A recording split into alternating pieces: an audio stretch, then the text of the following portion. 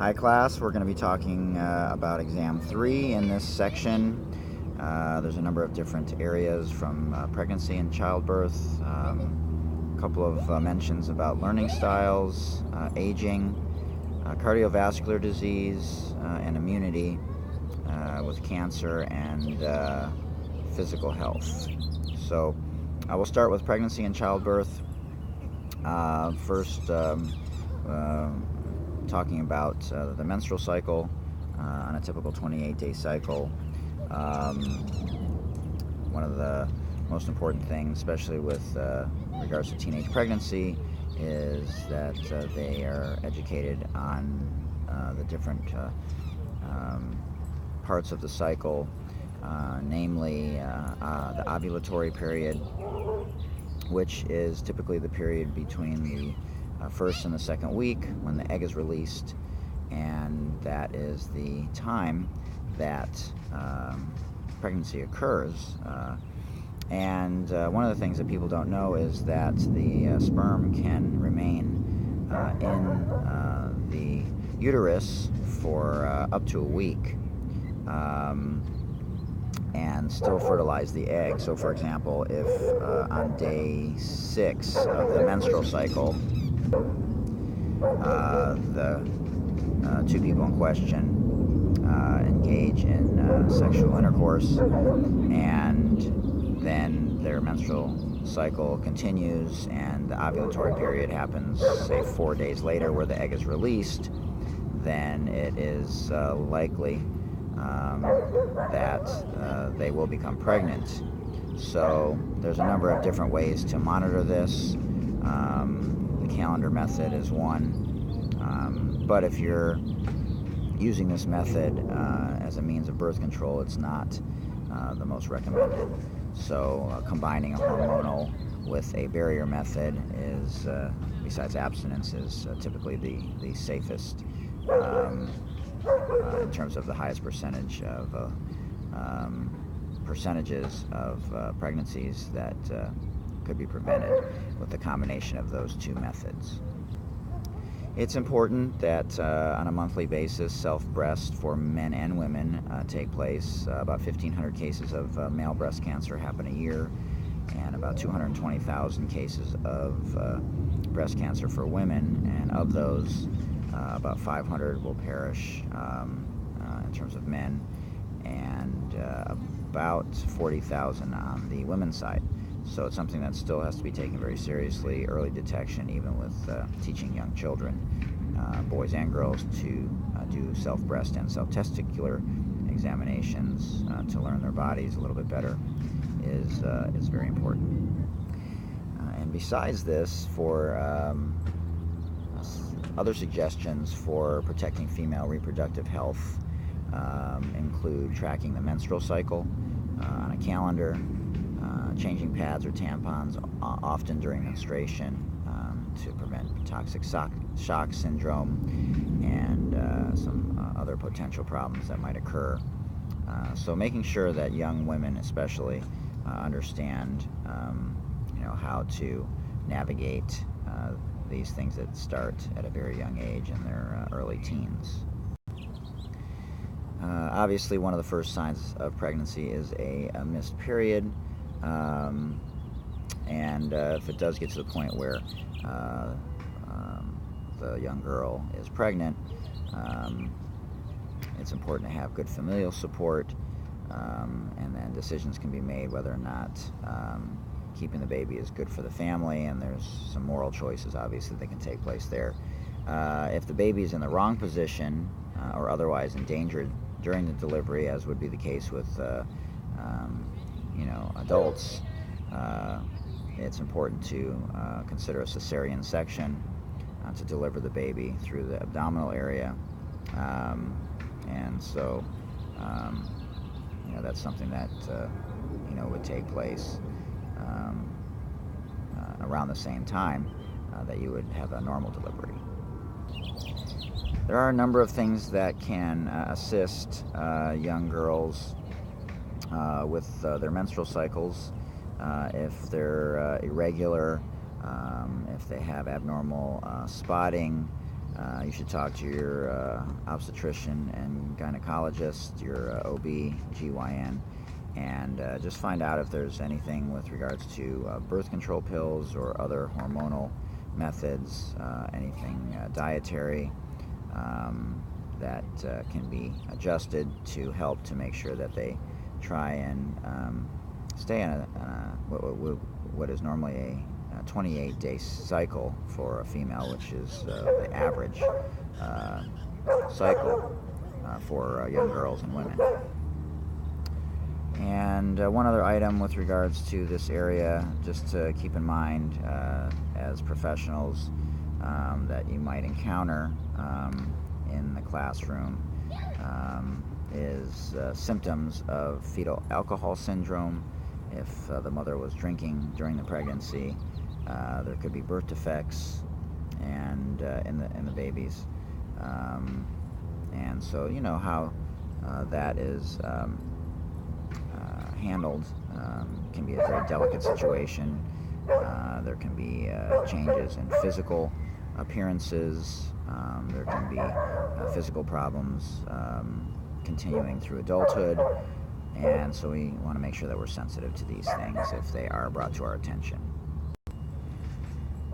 And speaking of going into more of an adult mindset as the young teenagers get a little bit older, everyone experiences many of the same changes as they age. It can be a very scary thing, even going from their teens to early adulthood, as we all can attest to.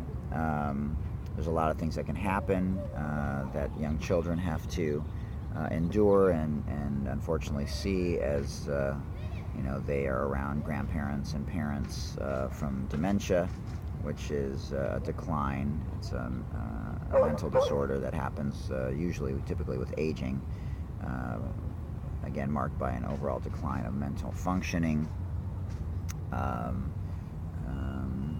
And there's things that you should consider as you get older that aren't necessarily things that kids would think about, but the parents, certainly, if they have any valuables, assets, children especially, to have living wills, which can help also determine medical treatment for children. So it's just very important that we're aware of some of the things that could legally transpire, especially with children and their health. There is a lot of disagreements when it comes to the physical causes of aging. Gerontologists who study this type of thing do not come to a consensus about the causes. Many would agree, however, that smoking, controllable factors, for example, diet, exercise or lack thereof, are the main areas, controllable factors that impact aging.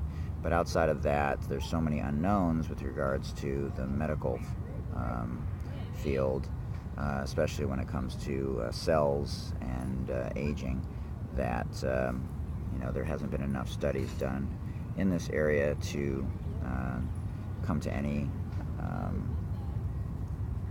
definitive conclusions. There are a number of things that will occur as one ages. Myopia is a refractive error in which close-up objects are clear and distant objects are blurred. Glaucoma is another, and that's something that happens where it's thought that it's an inflammation of the eye membranes, but it is not. So that's something to keep in mind, that you want to go to a professional who can determine this, and they've had a lot of advances with regards to vision.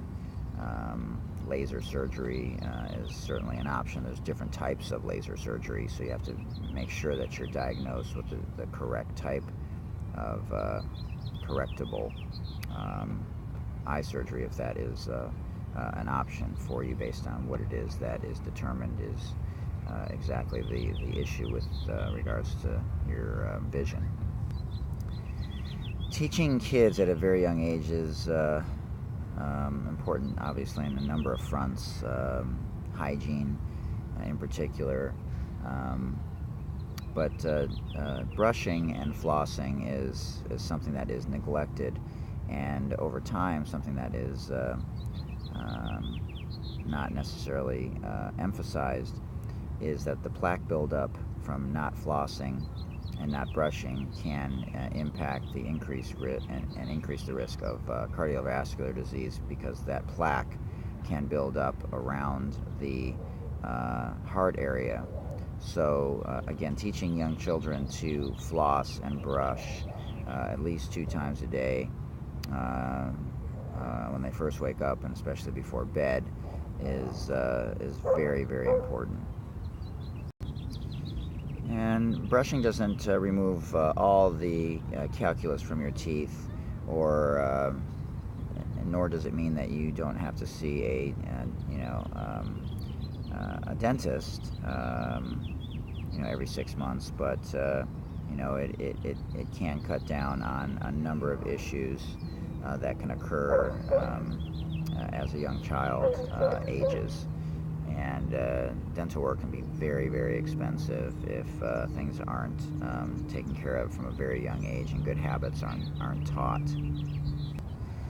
Another area in terms of teaching children young healthy habits is with regards to exposure and overexposure to the sun.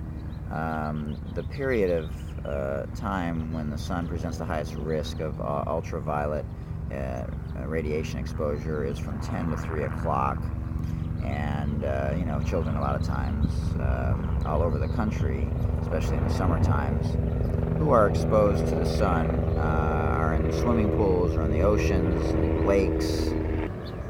A lot of times they will apply sunscreen, and once you get above a certain amount of sunscreen, the percentage of protection after that is very minimal. So it's a way for a lot of these companies, from my understanding, to just increase the price by saying that it's 50 or 60 SPF. Typically anything over 30. They do have ones that are specific for children, and they have made advances tremendously in the area of sunscreen. It's much easier to apply.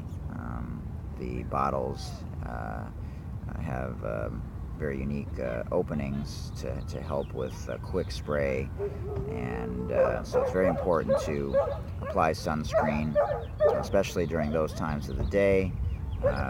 Being out in the sun is a healthy alternative to help with the absorption of calcium, in terms of the promotion of vitamin D in the body. Can help stimulate that, but anything longer than that is not necessarily recommended without proper sunscreen. This will conclude part 1 for the exam 3 notes. Thank you.